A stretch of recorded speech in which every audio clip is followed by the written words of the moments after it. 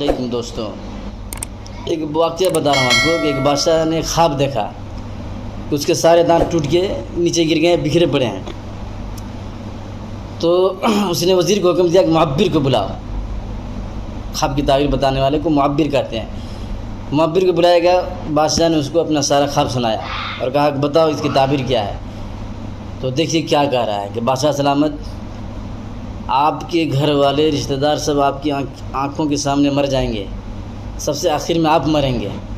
بادشاہ نے کہا اس کو قتل کر دو۔ دوسرا معبر کو بلا۔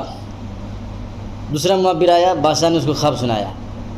اس نے بادشاہ کے خواب سنا، اس کی تعبیر بتلایا کہ بادشاہ سلامت، آپ کی عمر سب سے لمبی ہوگی، آپ کے خاندان میں فیملی میں جتنے ہیں سب سے زیادہ لمبی عمر آپ کی ہوگی اور سب سے اچھی عمر آپ کی ہوگی۔ بادشاہ نے اس کو سونا چاندی روپیہ پیسہ ہدیہ گفٹ کیا۔ اب بتائیے